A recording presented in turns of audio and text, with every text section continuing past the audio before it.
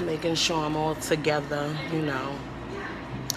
So I am here at, well, there's technically no longer a girlfriend salon, which I'm really sad about, but I still have my loctician, Tyra, who I always say is the longest relationship I've ever been in. 13 years now, going strong. 12 years, I think. Anyways, I am here trying to get together. I am going to be recorded for German TV later today. They want to come and talk to me about Lemonade, Beyonce's Lemonade. Ow. Y'all know I got a lot to say about the Lemonade, even though I just finished drinking some peanut punch, but whatever. Anyways, I think that's fitting. That's fitting that I'm going to talk about Lemonade. Y'all remember I did the Google Hangout. I'm going to post that link later. I did the Google Hangout about the Lemonade, about Beyonce's Lemonade, and all of the different imagery, all of the different things that she had for us. One of the actual criticisms that I heard a lot about Lemonade, and there were some really smart think pieces that bloggers and other journalists put together. And y'all should go find them because I don't have the links and I don't remember the writers. Was about how Beyonce gave us this whole like cornucopia, this whole full palette, this buffet of themes for black women to explore.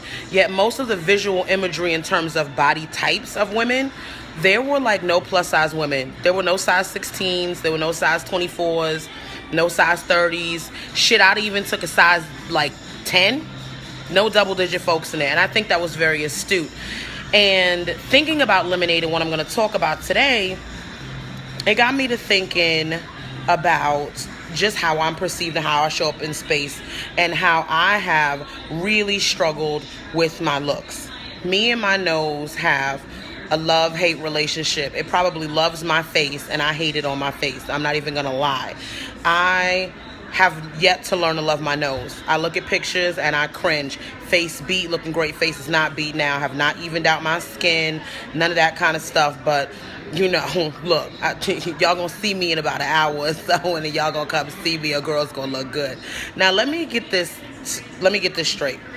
I do not at all deny that I'm fucking fabulous. Nobody can take that from me. I know that. A lot of y'all hoes that will call me ugly cannot compete with me on my worst day. And for all of the ugliness that has been thrown, the ugly shade has been thrown my way, I'm about to be on TV, bitches. So, what? But the reality is what I've started to reconcile with is that for a lot of people in American society, I am not considered pretty. I am not considered attractive. In fact, I probably would be considered ugly. I've been called that. Friends of baby daddy, of my partner, have told him that I'm ugly. Where did you find that ugly woman at? I've been called black in the worst kind of way. I have been told on several different occasions that I look like a man. My nose, there was a whole summer where people called me treasure troll in the 8th grade. And, you know, my mother, much like Medea, was like, you know, it's not what they call you, it's what you answer to. So I would not respond to people when they called me that, but that was what I was called.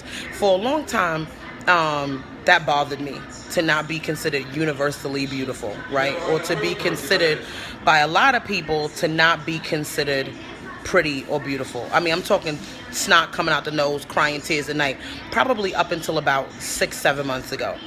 And then what I finally had to get to, I had to get to a point where I had it. Now listen, thank you, Christine. I appreciate that. But I don't need nobody to be Captain Save-A-Ho. I don't need nobody to swoop in, be like, Tanya, you beautiful. Oh, you gorgeous, girl, you look good. I don't need any of those kudos. I know a lot of that shit already. I look in the mirror, I see me, and it has been a process for me to look in the mirror and say, damn, that girl is fly, right? But I understand that when I walk out into the world, that every day that I walk out into the world and I have that attitude and I assert myself as someone who is worthy of presenting themselves in the world, as someone who fights continually to claim my own femininity, as someone who fights to claim her own space in the spectrum of what we consider beautiful, that it is revolutionary, because almost on a daily basis I'm assaulted about the way that I look. I was in an intersection driving, and I had the light, the right of way. You know, anybody who's ever driven in the Bronx, 149th Street and 3rd Avenue, the people there are like lemmings. One person walks out into the street, they all walk out into the street. It doesn't matter if they have the light. So I'm beeping my horn at the woman who was walking in front of my car as I'm going through this green light. And the woman looks at me and says, just go ahead with your ugly ass. Okay, doesn't really bother me anymore. On a daily basis, my baby daddy just popped a bottle on somebody the other day because he was looking at my Instagram pictures, and the person happened to look over and not realize I was his baby mother and called me ugly. This is something that I deal with on a day-to-day basis. What I came to through therapy and a lot of alcohol and a few joints is that I don't owe the world prettiness, right? Because that can fade.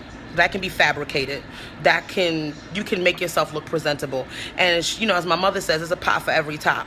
The reality is that even if I look like Quasimodo on a bell tower, I am worthy of feeling like the most beautiful woman in the world. I am worthy of walking out every day and not being assaulted based upon the way that I look. What kind of fucked up, miserable ass human being do you have to be to literally go out of your way to insult people based upon the way they look, something they truly cannot help, which generally probably is the living legacy of their ancestors? Like, you've got to be like a real fucked up individual to do something like that.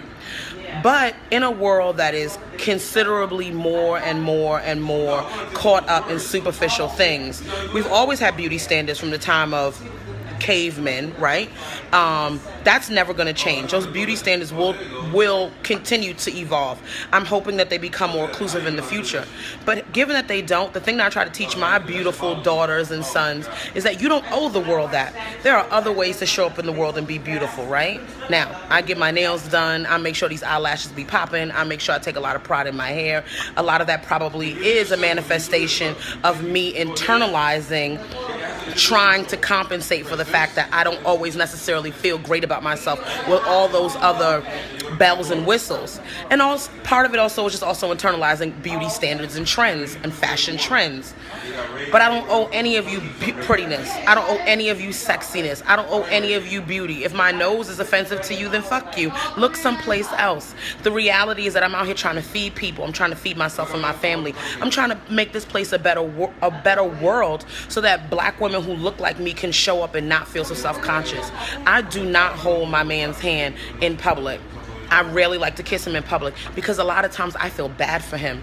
That is a yoke that I want to cast off because it leaves me in a space where I'm not a liberated black woman. I am still confined by this self-consciousness of feeling like if other people are looking at me, if other people are looking at him, what do they think? I walk down the street with my children. I'm so proud because they're so beautiful. But so often I feel so self-conscious because I'm wondering if people try to figure out how did that ugly woman have all of those beautiful children. I used to pray that my kids not look like me. I was really happy when most of my children came out not looking like me.